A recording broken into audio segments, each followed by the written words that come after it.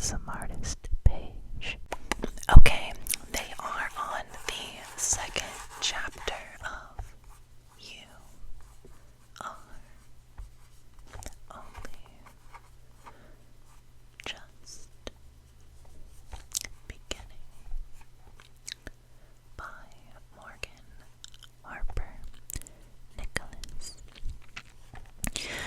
Lessons for the journey ahead.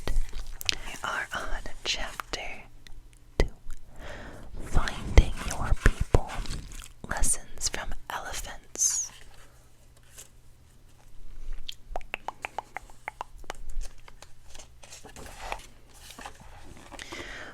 What we learn from elephants. Elephants are deeply intelligent and relational creatures. They soothe their crying babies and hold funerals for the deceased. They play and fight and reconcile. They are present to themselves and each other. That's real community, caring for one another. Each herd is led by a single matriarch to whom the rest of the herd looks for wisdom. They rely on one another for protection and never travel alone, always traveling as a true herd. As I step out in a new adventure, I often find myself asking, who is in my herd? I'm constantly connected on social media, and I'm always meeting more and more new and wonderful people.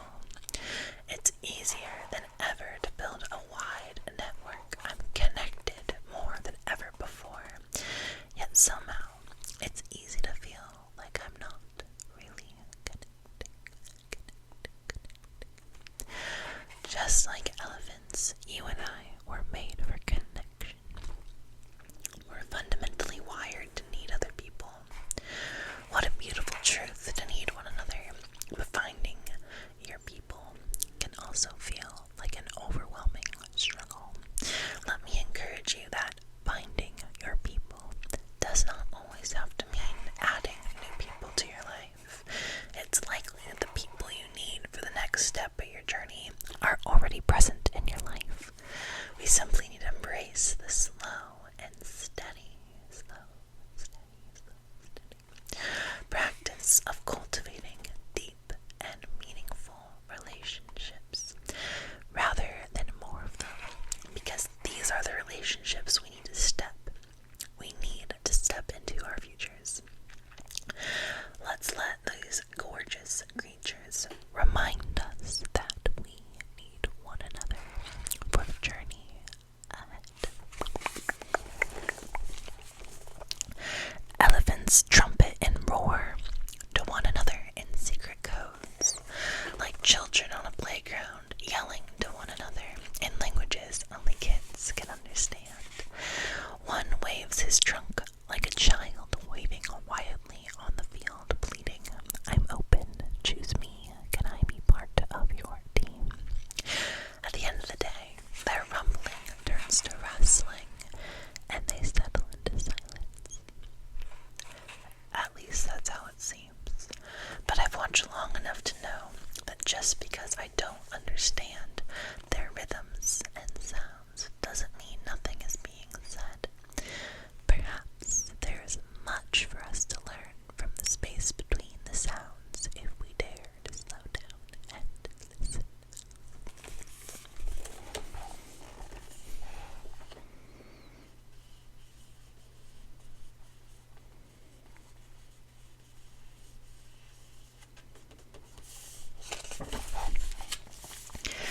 As I watched the elephants, I marveled at the quiet. I watched them settle down together as the sun began to set. I yearn for a bond like that, the gift of family.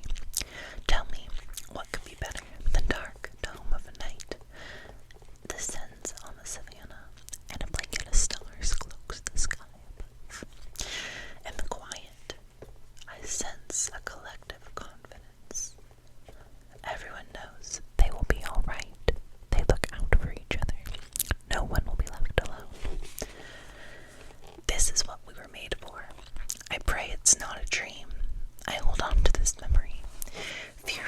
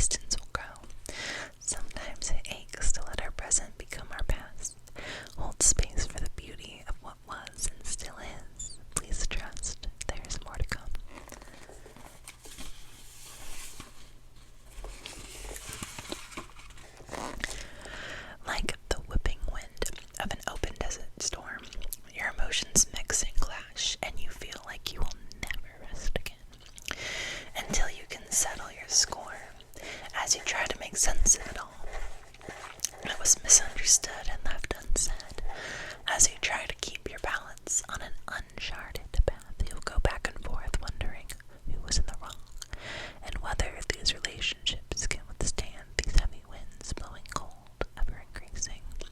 Hidden in the dunes, you wonder if an apology will abate the rage, but somehow you can't say it yet.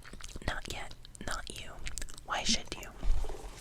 You wait and you wait. Silently you cover your eyes, fight against the pressure of the wind.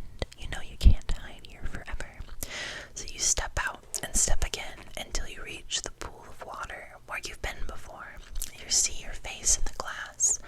You see your reflection and remember who you are, and look up and see your face in their faces too. You hear the hollowness of nothing as the dust settles. The winds have slowed down, and in the silence you sit and ask an honest question of one another. Are we really that different after all?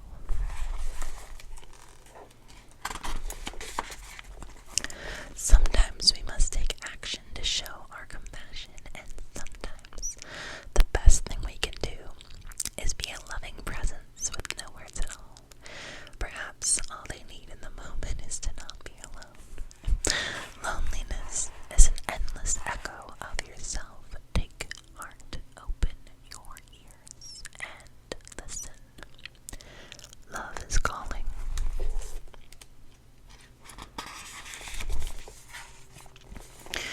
May we always look out for one another. May we always be willing to go the extra mile in search of water, not only for ourselves, but for the sake of the other. May we never forget we were made to be in community, never made to do this life alone. Your small